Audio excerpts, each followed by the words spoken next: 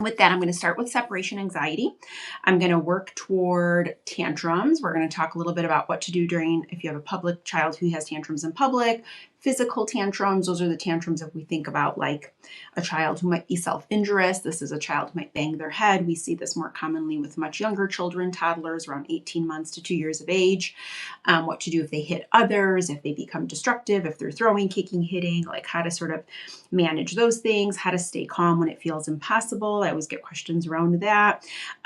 Also, I've had parents reach out saying their child has ADHD and they also have ADHD, and sort of what are the best ways we can what are some tools and things that we can think about if that's the situation you're in. Actually, the advice I'll give to that is pretty applicable for all things, but I'll definitely address that too. Kids who beg. This is a really interesting one. I think this mother was from the UK, because I like the word that I like that she said, the way she asked the question was like her kids keep begging and begging for something, and eventually she's just like, fine, you can do whatever, but she's just tired of the back and forth. So we'll talk about how to reframe that for our kids so that's not the exchange that you're always in. And then my last question is what to do if your child's tantrum just lasts too long. I think that's another common ask. Okay, so let's jump back to the first question. You guys submitted this a lot. So it's a lot around separation anxiety. What do you do if your child really, like, you're the preferred parent, anytime you go to do anything, they really struggle, they don't want you to leave them. They get really, really upset if you're not there. And so usually what ensues is like a moment of dysregulation. They're crying, they're whining, they're really, really upset, and you, the parent, feel really guilty. So let's use an example on this. Let's say you have plans. Let's say you're the mom and you have plans to go out with your friends that night or have dinner with friends, and you're about to leave and your child's really in distress, in part because you're not going to be there. The second piece of it is that maybe you are the preferred parent. And then the third piece is maybe they're just so used to you putting them to bed, and now there's a lot of anxiousness around the person putting them to bed not being you. So I think what happens are two things that we want to think about. One is most mothers, and dads too, we sort of take on the feeling of like, the reason my child is in distress right now is because of me, because of a choice that I'm making. And then we go a step further and we'll say, and that choice is really for my gain, my benefit. I'm going out, I'm going to enjoy myself. I'm doing something that's for me and nobody else. And that just feels so wrong based on our programming and the way we sort of interpret things, right? We think of ourselves to be a good mom means I have to be really like self-sacrificing, and I have to be able to, put everyone else ahead of me first. If somebody's upset because of a choice I'm making, that must mean that I'm doing something wrong. So if we don't kind of stop and create some awareness around what's bubbling up for us when we're feeling guilty, what likely happens is we sort of feed into what our child's going through. So we desperately want them to stop. We assure them that we're going to be back, which is great. You should do that. And then we tell them things like, I'll get you this, tomorrow we'll do that. And we kind of do what I call laying it on thick. And there's nothing inherently wrong with that. But what you want to think about is, if somebody is trying to convince you really hard of something and they're really like giving you additional things, and I'm going to do this for you and I'm going to do that and you're going to be fine, and you almost like start to feel validated in the way you're feeling, right? It feels like, yeah, I have every right to be upset with you that you're going. And that also puts you in this position where like you owe your kid something for doing this. And we want to reframe that altogether. So the first thing is, recognize like, yeah, it hurts. It doesn't feel great to leave our kid crying. This is new. Telling ourselves it's okay to go and enjoy yourself for an evening. And, right, not instead, but and your child can have a little bit of a hard time, and that they'll work through it. And there's actually a lot of benefit and gain in your child working through something difficult, getting through it, and then realizing they're okay. Kids do really well when they have different caretakers and different people who they're used to, because they become more flexible, more adept. They start to realize like, oh, with caretaker A, this is something we do. With caretaker B, this is something fun that happens. And we start to build in flexibility, and there's a lot of gains to it. But if every time we're just feeling so guilty and we're doing what I call laying it on thick, our kid sort of feels validated and they continue, right? It doesn't help them get more regulated, doesn't help them calm down. So be aware of what you're doing. What is your sort of energetic state around it? Are you feeling so guilty? If you are, totally okay. You just want to recognize that. You want to just be able to say to yourself, I'm feeling really guilty. It's really hard, but I also know that this is really important for me. And this is also a really important experience for my child. So recognizing that it can be both, it doesn't have to be one or the other, meaning it can be hard and necessary. It can be challenging and really important. It can be a struggle and also an important experience. So Remembering those two things and knowing that every time you walk that walk and you go through it that way, it does just get easier. So keep that in mind. But again, specific things matter. If you have any additional questions, you guys can always email me or reach out. But in a sort of a general layout, that's what I would say to start, or what to think about with separation anxiety. Okay, let's jump into public tantrums. So public tantrums, I think, are probably one of the hardest things most parents experience. It's like you're trying to get through Target, you have 4 more things you have to buy, you see that line in front of you is long, your kid's already like teetering on that point of exhaustion, or you kind of can see what's coming. And my first sort of recommendation to families when they ask me this or when we work on it in coaching is like, the one thing you want to think about is if your child is having tantrums, period, meaning like whether you're out and about or you're in the home setting or you're at grandma and grandpa's, if they're in that stage of childhood, in that developmental stage of childhood, that you're just seeing a lot of tantrums, you have to know that managing the tantrum in public versus at home is 10 times harder. So what I would do is I would first focus on getting some type of compliance in the home setting first, gaining self-regulation skills in the home setting first, and then moving over into public settings.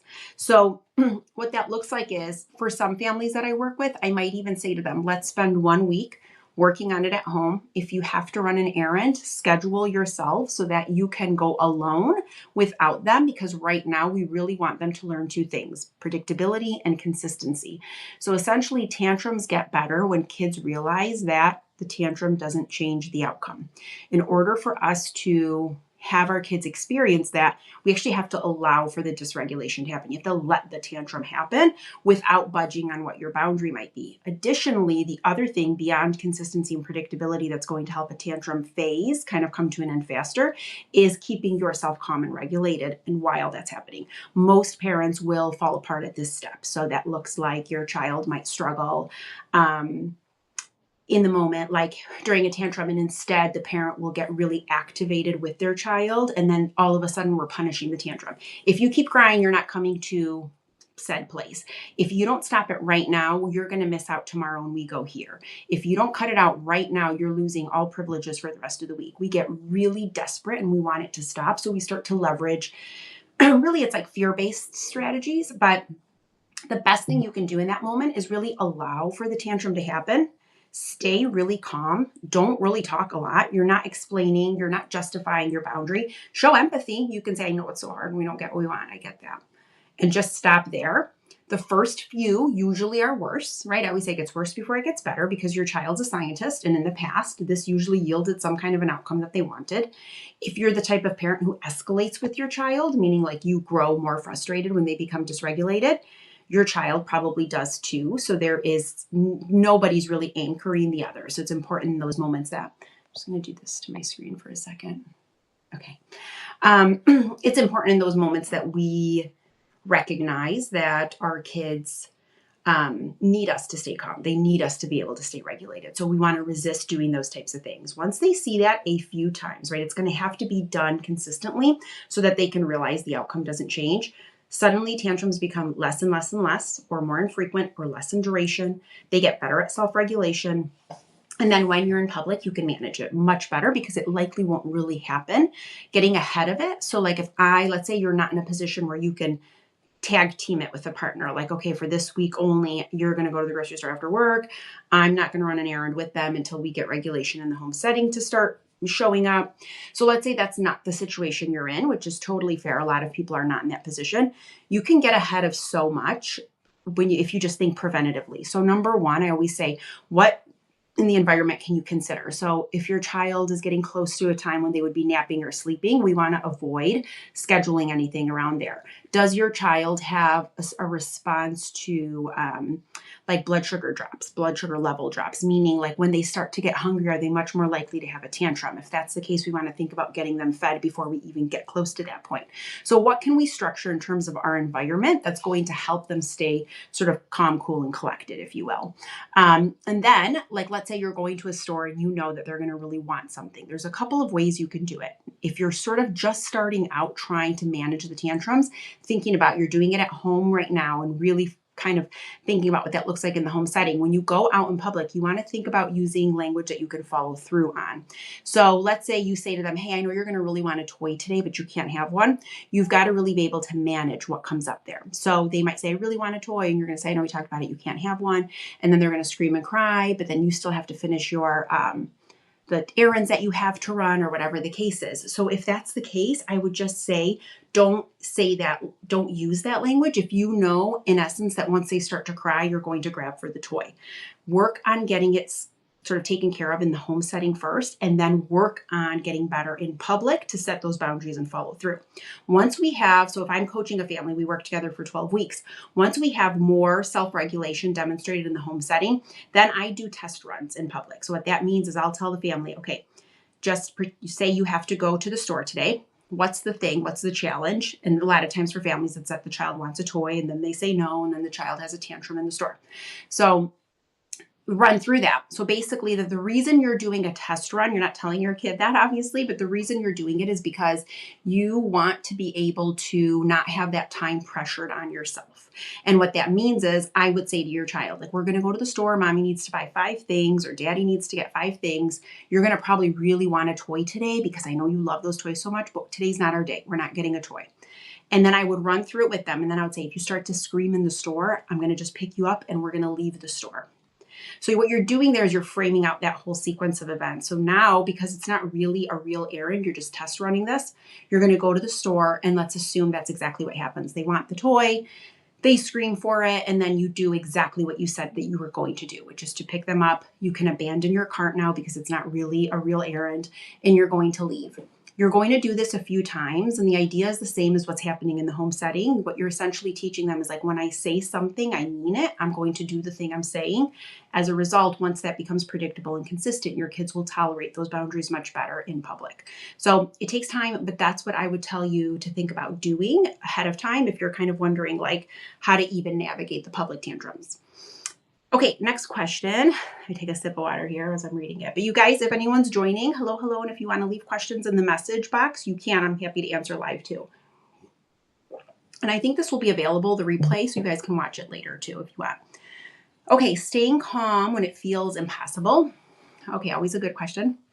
So let's unpack this for a second, because I just did a Substack newsletter on this yesterday about a parent I was working with who kept telling me, like, I'm actually really calm. That's not my problem. I really know how to stay calm.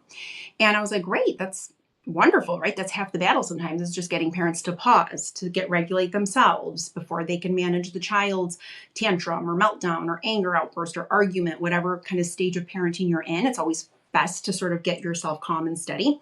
So she kept telling me that this is something she can access fairly easily and she does well with. So I was like, great, box checked. So as we kept working together and the call went on, what I realized she was doing is she wasn't really staying calm. She was avoidant. So what that means is every time she would start to set a boundary and her kids would demonstrate some upset, right? They would get a little bit dysregulated. She adjusted the boundary right away. So in adjusting the boundary, they would be happy.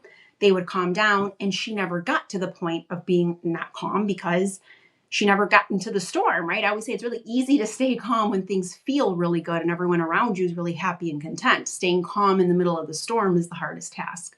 So for her, what we talked about was, and what her needs were, was that she was really struggling to gain cooperation. She was struggling to have her kids not fight her back on everything. But the truth is if we think of kids as scientists, they're always collecting data to figure out how they can get the outcome that they want. This is developmentally appropriate.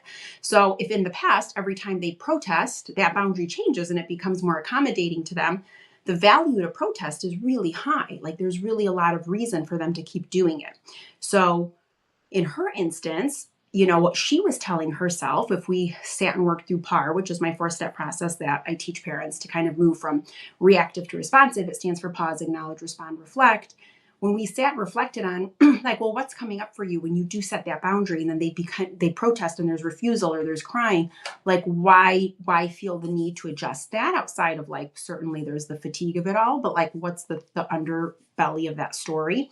And as we sat and reflected, she really realized, because she struggles to set boundaries in her personal life as well, that the story she was telling herself is, I am not safe in conflict, right? So whether it's with her kids, whether it's with her partner, whether it's with a family member, the minute there is a boundary set that she believes will upset somebody and there might be conflict, she really felt unsafe in that context, avoided conflict at all costs.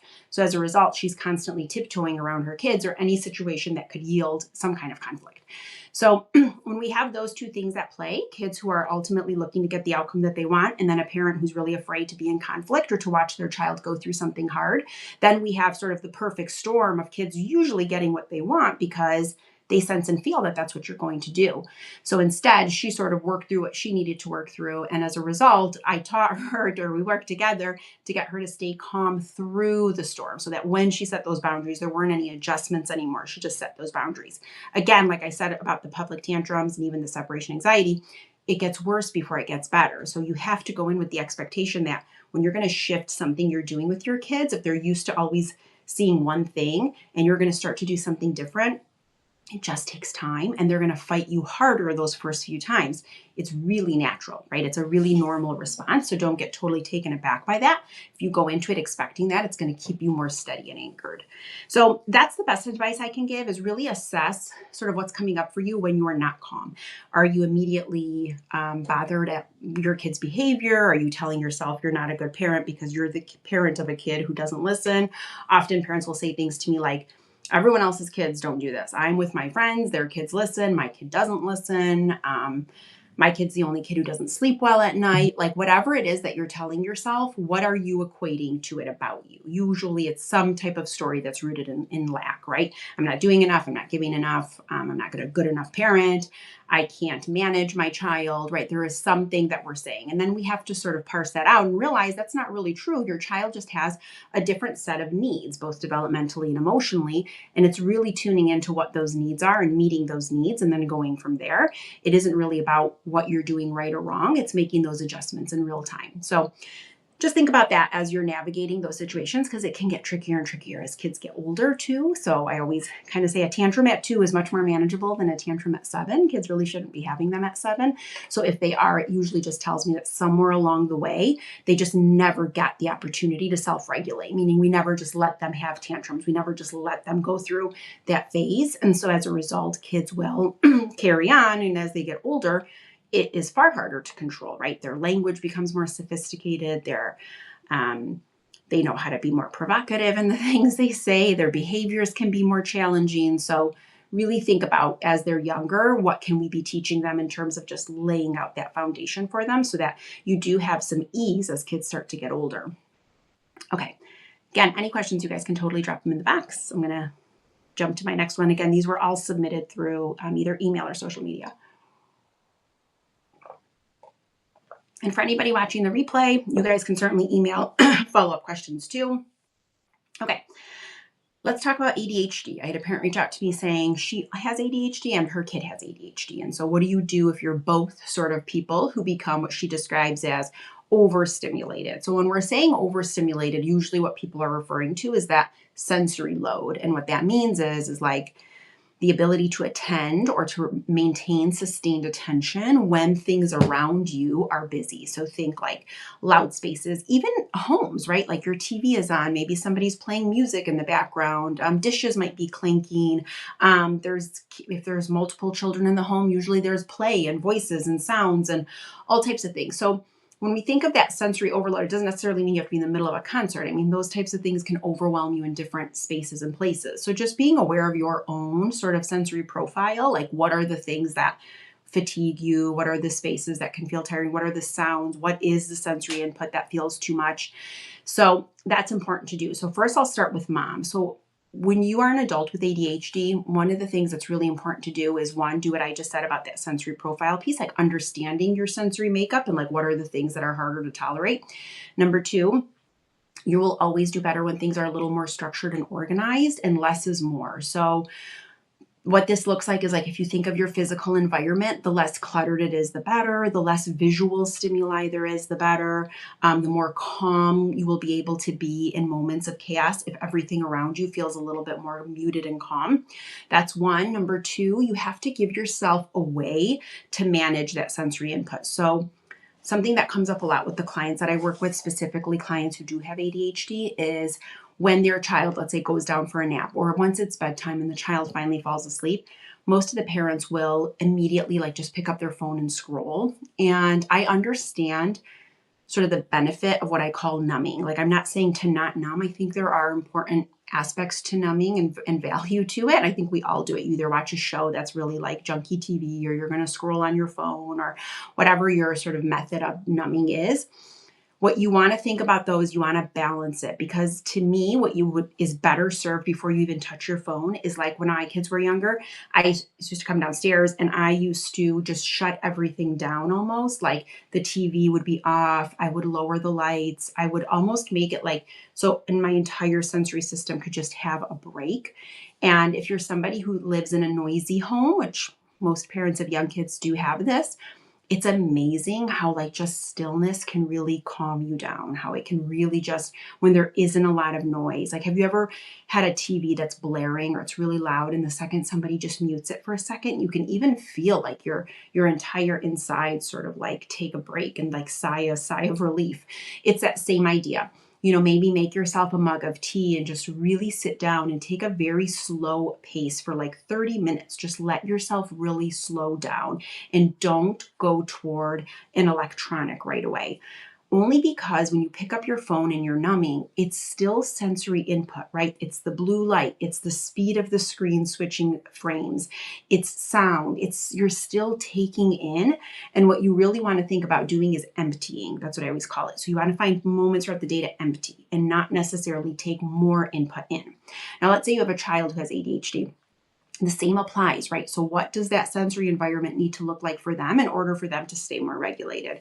You want to think about moments when they do have to have more sustained attention, like if it's a school-age child and they're doing homework, you want to think about reducing whatever that sensory input is in their environment. Or for some kids, like for instance, I worked with this little boy for years, and when I did tasks with him where he had to recall things, like we would call it auditory recall, he had to pace.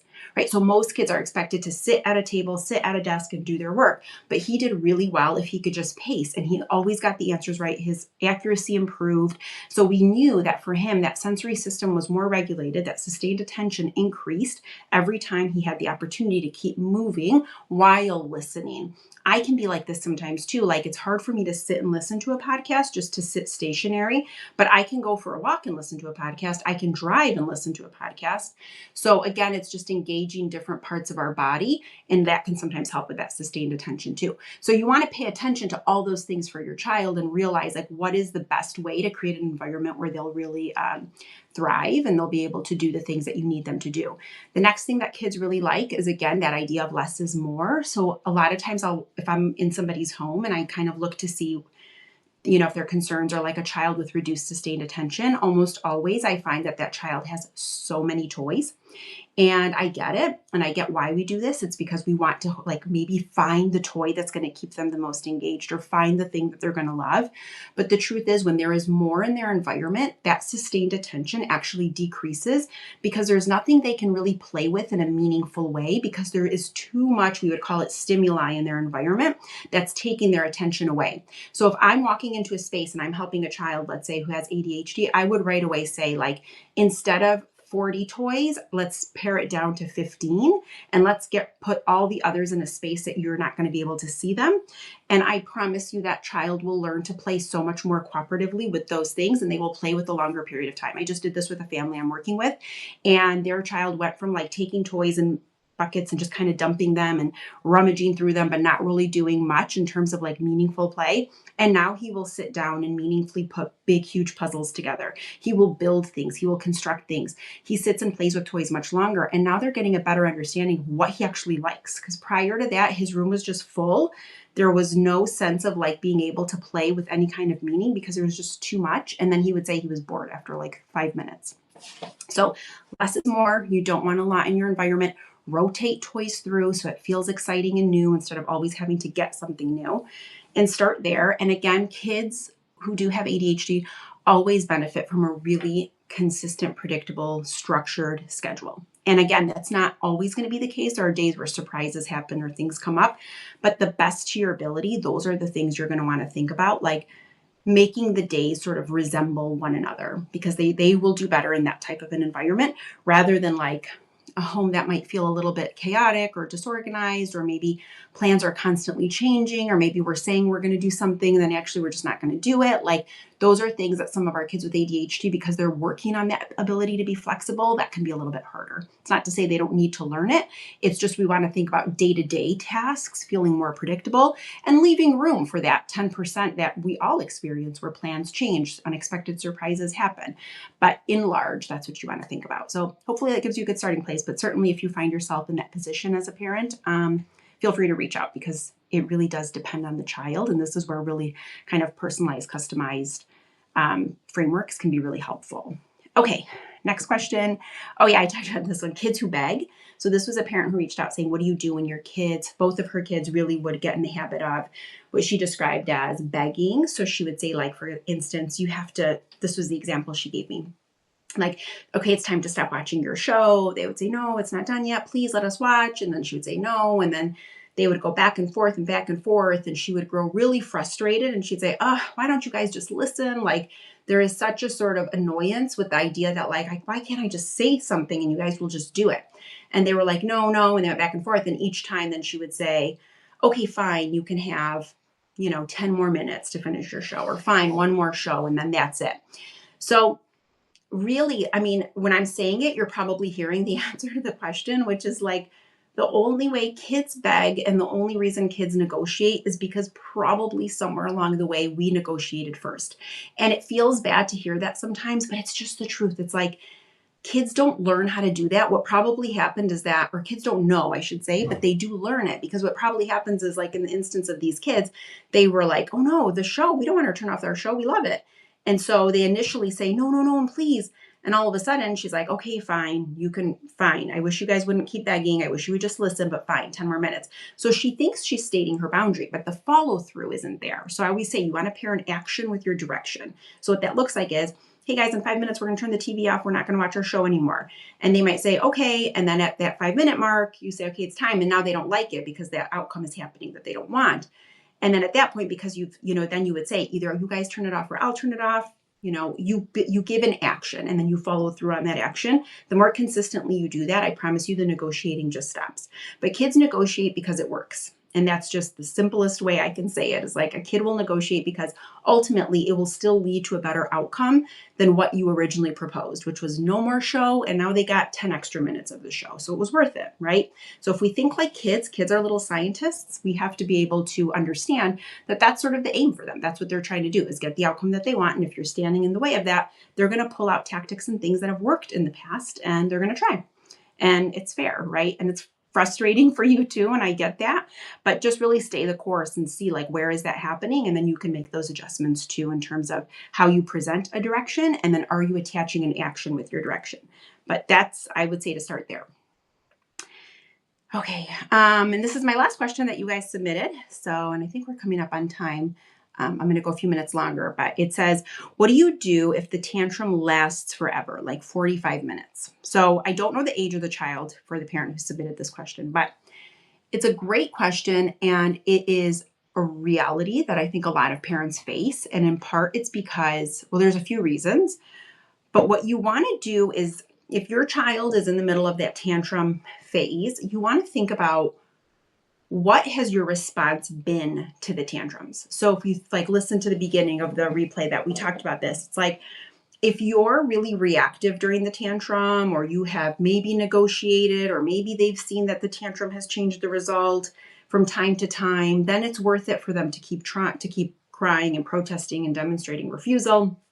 So if that's the case, if that's what's happened before, and let's say now you've decided, I am not letting them get away with this. I'm putting my foot down. Like, we get into these like yin and yang sort of positions sometimes as parents, where we're like, today's the day. I'm not going to, budge on my boundary. Then that tantrum is going to be extra long. That tantrum is going to be more, and it needs to be. So just remember, it gets worse before it gets better. So if you've responded one way and it's been effective for your child in some way, then they're going to keep demonstrating that behavior. So if they have, let's use an example. So I was working with a parent and her child always wanted fruit snacks before dinner. She would tell him you can't have fruit snacks before dinner. He would protest and there would be a lot of crying and fighting and things like that. And then she would say, fine, half a pack of fruit snacks. And then you can finish the other half after you eat your dinner. So in some ways, this feels like, great, we came to a good happy medium. There's a good compromise there. We met in the middle. But truthfully, that protesting in his mind, the child's mind, was like, I had to do that to get an outcome that's a little better than what she was saying. So let's reframe that, okay? And let's say, like, you're like, I don't have the fight in me right now to put up with him whining and to have a tantrum, and I've got to cook dinner, and then we've got to get to soccer practice. Like, these are real things. Then I would say something like, when he says, can I have a pack of fruit snacks before dinner? I would say, guess what? You can have half of the fruit snacks before dinner, and then you can have the other half after. So this way, the difference is you are the one stating that boundary. You're the one saying they can have it, and it's not the result of the tantrum. So I'm not saying to never bend the rules. You can, but if you do it in response to the tantrum, all you're doing is fortifying that tantrum, and now it reinforces it, and now there's reason to keep doing it. So that's what you want to think about. Like, how are you presenting it? There are a lot of moments where I'll say to the parents that I work with, if you know in good faith, like you don't have the time to follow through on something, then just say they can do it and make it seem like it was your decision. Don't do it in response to the outburst. Don't do it in response to protest. And it's really effective because when you do that, then in the moments when you say they can't do something, they're more likely to listen to you then too, because they see that you're the one who's sort of making that decision and setting that boundary right out of the gates. So back to the 45-minute tantrum, what you want to think about is, one, if you have the capacity to withstand it, meaning you don't have a time pressure, you don't have to be anywhere, then you want to be able to really just sit and tolerate the tantrum, assuming they're not being unsafe or speaking of, I did have one more question about physical tantrums too that you guys had asked. So not being safe and things of that sort, you just have to sort of deal with it and not let it change the outcome. The key in this is when your child starts to calm down, you want to have them stay calm for 1 full minute. This is Joe Newman's methods in Raising Lions. And then after that full minute of staying calm, they can resume and do something that they wanted to do. So the idea there is you have to teach them how to completely calm down within, rather than letting them after 45 minutes crying, all of a sudden they see a toy that they want. So they get up and run to it and they're fine. It's almost like, imagine they see that toy and just go, I know you really want to play with that. Perfect. Let's calm our bodies down. We need to do a reset before we go play. Let's reset our bodies. 1 full minute, staying calm. So I know you can make good choices with the toy. So you want to teach them how to calm themselves down, how to self-regulate. Otherwise, they will always look for something in their external environment to calm them down, be it you, be it a toy, a thing, an activity, something. So we want them to learn how to do it within, particularly if you have a very strong-willed child. So that's what I would say about the longer tantrums, and also watch and see and just pay close attention to, like if I was working with somebody who came to me and said this, I would want to know, what is your response pattern during the 45 minutes? Are you talking to them the whole time? Are you arguing? Are you trying to negotiate for them to stop? Are you offering a million different things? Like, often that does make the tantrum longer. A lot of times when we're just not doing anything during the tantrum and we're just letting it happen, but we're not really in there talking or doing much with them and trying to change the crying, they stop because it just gets easier and they don't really want to be crying that long. So just kind of watch and see, like, what are you doing? Usually when we keep talking to kids when they're upset, they escalate more. So as much as you can, you just want to state the boundary, express empathy, restate the boundary. So that just sounds like, I know it's really hard to not play on your iPad right now. I get that. You love it. But the iPad's not a choice right now, period. We don't have to even say more than that. And they will get upset, and that's okay. That's part of it. It's also going to help them get really resilient and get really good at being able to make adjustments, become more flexible, more resilient through frustration, things like that. Last question was physical tantrums. I'm sorry, I think I missed this one. And again, if you guys have questions, you're more than welcome to just drop them in the little message box. This is my first time doing this on Substack, so I'm just getting familiar with it myself, but the replay will be available. That will get mailed out to you guys later. So physical tantrums are when a child will either be self-injurious. This is like when they hurt themselves. You'll see this with younger kids. I mentioned this earlier, where like a younger child will headbang often, like bang their head against the floor or somewhere. Older kids will throw, kick, hit. They could become destructive and things in their environment. So The second a tantrum turns physical, you definitely want to switch modes as a parent. And all you're thinking to yourself is safety first. And you want to embody your authority as a parent at that point. So you're walking over and you're saying something like, I will not let you hit me. I will not let you hurt your body. I will not let you hit your brother. And then you have to actually physically parent at that point. So what that means is you're blocking them from hitting brother. You are getting in between him and brother. You are moving them to a soft spot if they're banging their head. You're not talking though. It's so tempting in that moment to be yelling and saying, stop it, that's enough. Don't do that. Don't. You better cut it out. Like it's such a natural response. And I get that. The problem is they fight harder. And really what you need to do in that moment is just physically manage them the best you can. You might have to move them from a certain space, but that's not the moment that they're listening to you anymore. And they're not really afraid of you. So you don't want to be trying to leverage fear and all these other things because they're just not really even attuned anymore. They're not connected to what you're saying. So you're blocking them. You're getting in their way. You might be holding their wrists while they're trying to swing and punch. You might have to pick them up and take them into a room that there's nothing really too destructive that they could break or throw. Maybe you give them soft things to throw. You could do pillows. I worked with a little boy in therapy one time who, when he'd get so mad, he would throw when he'd get frustrated. So he literally had like 10 stuffed animals within hand's reach. And I had a big purple bucket in the room and he would throw and he would try to get it inside the purple bucket. And we shifted it and turned it into a game. And that way it wasn't a behavior that I had to correct. So you want to think about what it looks like in your home and like what are the moments that they're doing it. And then also most parents will try to get on their child's level and talk at that point. Don't do that. Just stand up. Stand up. Don't get on their level. The minute you get on their level, they assume you're about to talk to them. They don't want to talk. And the more we talk to them in those moments, they escalate more. Specifically, if you have a child who has a speech delay, this is really prevalent. So when they see us at eye level, they assume more demands are coming and they're going to tell me to do more things. I don't have the bandwidth to listen to more things. I don't want more work. That's what they're thinking. So they grow more frustrated and the tantrum usually increases in terms of like its intensity.